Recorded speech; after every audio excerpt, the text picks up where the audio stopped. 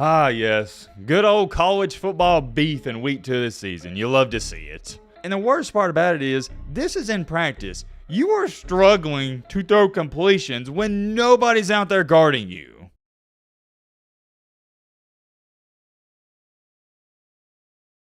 Ladies and gentlemen, boys and girls, hope all of you had a great week. Hope all of you having a great Friday. If not, hope this video can make it a little bit better. And man, oh man, we got a plethora of topics to divulge into in this video. NC State and Tennessee fans are going at one another on Twitter. Florida already heading into week 2. They've announced a new quarterback. We're going to talk a little bit about that. Urban Meyer, he has spoken about what's going on at Florida. He's not too happy. And listen to this.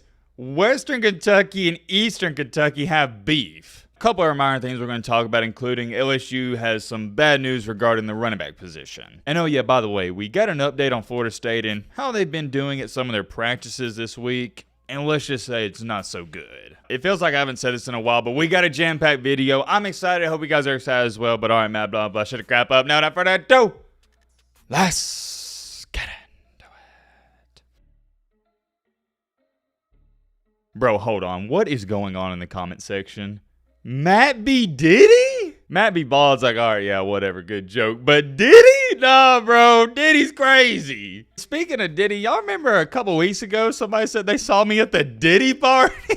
What was that about? Whoever wrote that comment, I can't remember your username, but that also means, and somebody pointed this out in the comment section, if you saw me at the Diddy party, that means you was at the Diddy party. There's not too much more to be said. Matt B. Diddy's actually insane. As most of you know, we've had to start up the strike system again on the channel this year because the comments are getting out of control. And on one of yesterday's videos, we had to give somebody a strike, 3 strikes in your band. And look at this. Rancid Diddy wound up commenting as the first person getting a strike last year. And dude, I remember you. Fortunately enough for your boy Rancid Diddy, the strike system does reset every college football season, so right now you're at 0. So let's try to keep it that way, and I'm just going to let this blows kisses to Gary Danielson slide this one time. Anyways, getting that out the way, let's get into some football stuff, and where do y'all want to start with this? You know what? We'll start off with NC State and Tennessee. We have a top 25 matchup this week. We've made our own separate preview talking about the game. Number 24 ranked NC State, which I think is overrated, but different conversation for a different day. And number 14, Tennessee, they're playing. And apparently, this has just been brought to my attention. Tennessee fans, they're running their mouths. Tennessee fans have just been calling out NC State saying we're going to beat the crap out of you, and NC State fans are sticking up for themselves. And you know how it goes on Twitter. There's so many different tweets that have went semi-viral. I'm not even going to pop them all up. But I will show you this one. What a cocky fan base Tennessee has. Expected class year. I don't know I expected that, but I digress. Yes, they're favored and rightfully so, or rightly so, my apologies. But they are acting like we're a bunch of chumps and already writing the game off as a win. Don't care if we're not favored, we're a talented team and can 100% pull out a W, go Pack. Now that is one of the more nicer comments because some of the other ones, well, they're not too, let's just say YouTube friendly and I don't feel like showing them. The point is, Tennessee fans have been talking some serious smack. As a person who grew up in a city that's located in Alabama and Tennessee, so I was surrounded by Tennessee fans my entire life, I can tell you firsthand experience, this is normal. I'll give Tennessee fans some credit. Before Heupel got there, the years they sucked pretty much for like 14, 15 years in a row, they was talking crazy, and they were awful. So of course, when Tennessee's actually a decent ball club and team, they're going to be talking even crazier. I've never been to North Carolina, so I can't speak for NC State fans, but in Tennessee, football very similar to Alabama, Georgia, and a couple other states in the Southeast. It's life or death. It's everything. It's a lifestyle. Tennessee has some of the most passionate, outlandish, wild, insane, bizarre fans that I've ever seen. They're straight up nuts, for better or for worse, and I think they'd even attest to that. I'm going to remind y'all, this is the same fan base that when a call didn't go in their favor against Ole Miss, they started throwing water bottles and mustard bottles on the field. Can Tennessee fans be annoying and over the top? Sure. But it's one of those things, you just got to know how they are. We'll see what happens there. Tennessee fans acting a little hostile, that's not new news to me. But in their defense, I've seen some NC State fans on Twitter say some crazy things as well. I'd love to talk about that some more, but we got to move on to our second topic, and we're only going to talk about this for 45 seconds to a minute. Florida is starting the new prestigious quarterback, DJ Lagway. This is the 5-star phenom that everybody's been wanting to see. The reasoning for this is because Graham Mertz suffered a concussion and he hasn't recovered, or fully recovered at that. The weird thing about this quarterback situation with Florida is most Florida fans, at least from my knowledge, They'd rather Lagway be the starter even if Mertz was healthy, which I don't agree with. I think Mertz right now is the better player, and he gives you the better chance to win right now. And also, too, another reason why I wouldn't rush to putting Lagway out there is because Florida has one of the most difficult schedules in the nation. And the last thing you want is for your true freshman quarterback to go out there against some of the top teams and top defenses and lose his confidence. I'm not saying that will happen, and it probably won't happen, but there is a possibility. I will say this, though. This might be the spark this Florida team needs, and I'm excited. I mean, who isn't excited anytime a new quarterback's starting for a Power 5 team? Or now it's Power 4. I still say Power 5. Just stick with me. I'm curious if we have any Florida fans watching. Let me know in the comment section, who do you prefer, Lagway or Mertz? This is really our third topic, but I guess it goes hand in hand with our second topic. Urban Meyer has came out and stated it's been quote-unquote painful to watch Florida. Interesting, and I can't be the only one thinking it.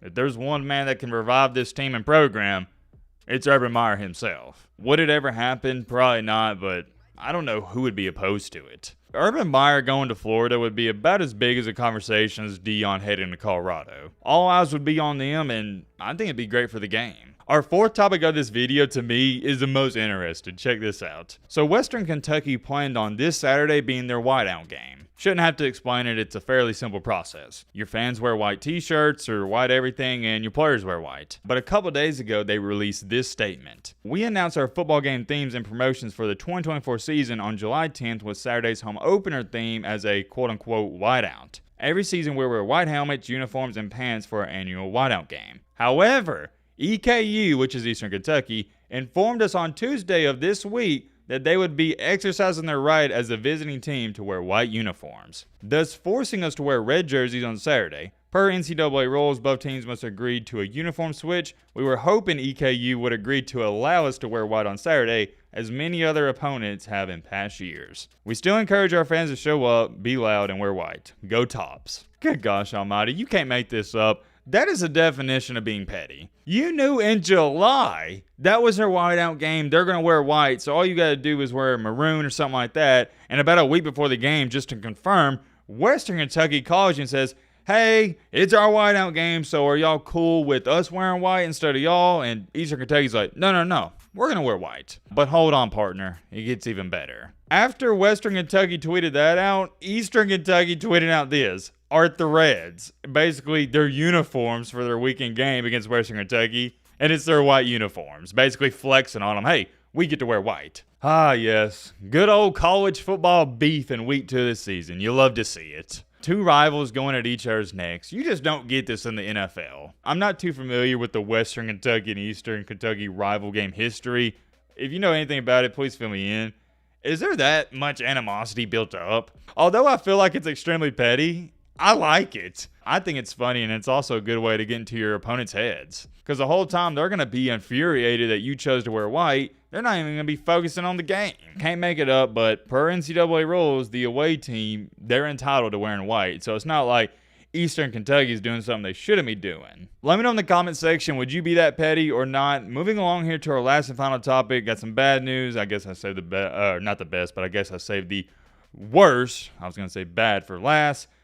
LSU's running back John Emery has torn another ACL. If you don't know who he is, he was a 5-star phenom coming out of high school. He has battled injuries and problems all throughout his career, and he's continuing to do so. If you're not too familiar with who he is, this was a guy who was just completely running over USC on every single play. He was like a battering ram. Unfortunately, he's out for the season. My prayers and thoughts going to him as a person who's torn 2 ACLs myself.